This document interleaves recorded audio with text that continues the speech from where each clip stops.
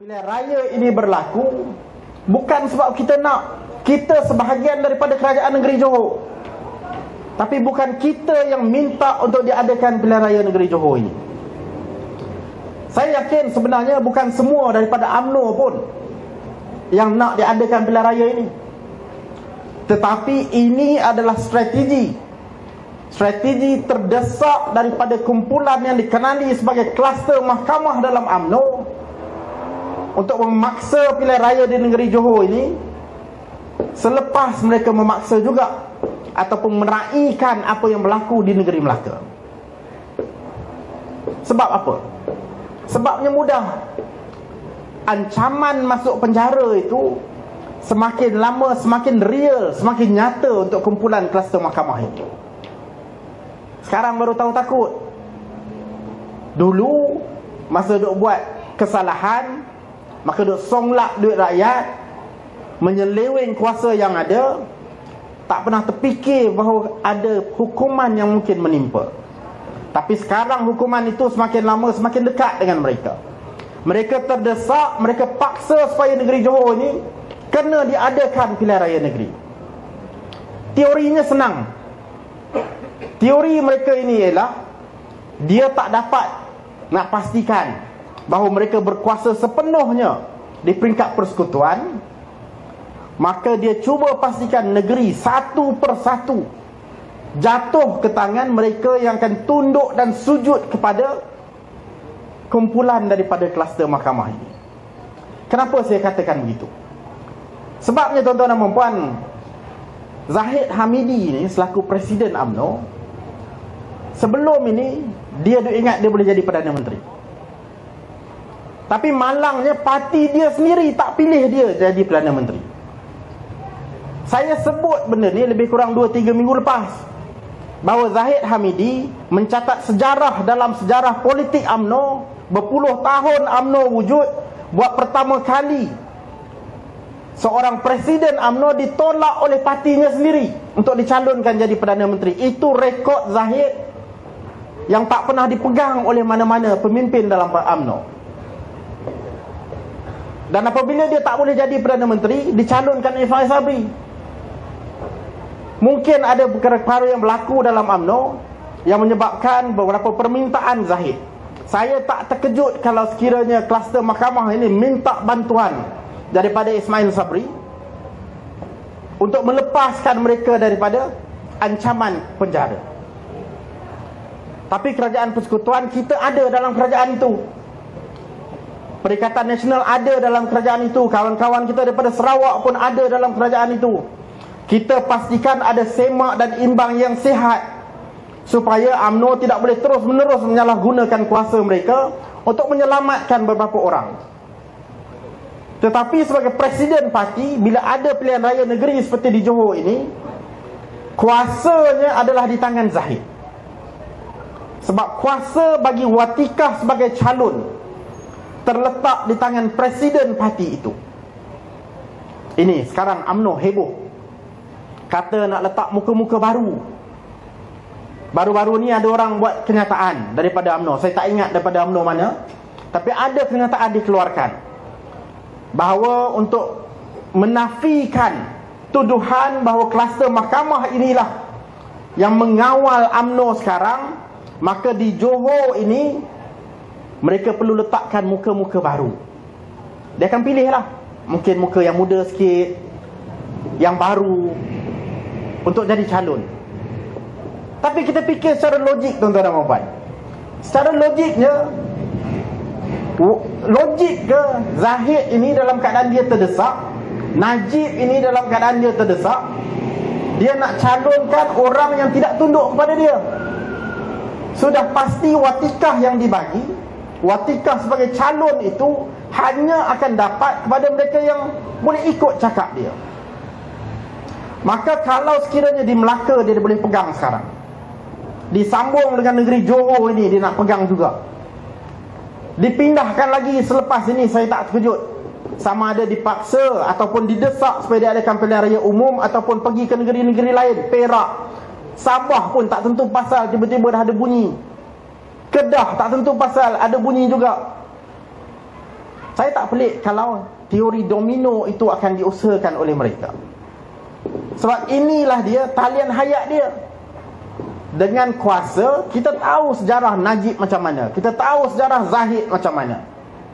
Dengan kuasa yang ada, saya yakin dia takkan segan silu untuk menggunakan kedudukan demi nak selamatkan diri dia sendiri. Sebab tu tuan-tuan dan puan-puan, tanggungjawab yang ada di bahu kita adalah tanggungjawab yang amat besar. Ni, tuan-tuan dan puan-puan, duduk di Iskandar Puteri, ahli parlimennya Lim Kit Siang. Di Johor ini ada beberapa tempat yang dianggap sebagai kawasan selamat untuk DAP. UMNO awal-awal lagi dia dah kata bahawa yang tu anggap DAP menang. Tapi di tempat-tempat lain, kita ada tanggungjawab. Kita ada tanggungjawab untuk pastikan bahawa kita, pertama, kalau di Iskandar Puteri, kita benar-benar mencabar kedudukan DAP itu. Tapi di tempat yang tak ada DAP, bukan saja nak mencabar, kita nak menang di tempat DAP, kita nak menang, pastikan menang juga, terutamanya di tempat-tempat yang UMNO dan Barisan Nasional bertanding. Kalau kita tak sekat, tuan-tuan dan puan-puan, seperti yang disebut oleh penceramah-penceramah tadi, kebimbangan saya ialah usaha-usaha mereka ini semakin lama semakin dekat dengan mencapai kejayaan. Itu risiko dia. Tetapi saya yakin bahawa rakyat negeri Johor ini bijak. Saya yakin rakyat negeri Johor ini pandai dalam nak buat pilihan. Dan saya yakin juga tuan-tuan dan puan-puan akan pastikan bahawa kebijaksanaan rakyat negeri Johor ini akan dapat input-input daripada tuan-tuan dan puan-puan supaya mereka buat pilihan yang betul. Kita kena pastikan bahawa orang Johor tahu pilihan raya negeri Johor ini adalah peluang untuk mereka memberhentikan keinginan, kerakusan, ketamakan kluster mahkamah ini. Bagi tahu kat mereka, walaupun ini pilihan raya negeri Johor, implikasinya adalah kepada Malaysia secara keseluruhan. Sebab tu kita kena ambil serius. Dia tak boleh buat main-main ni pilihan raya ni. Ini kesannya amat besar kepada Malaysia secara keseluruhan.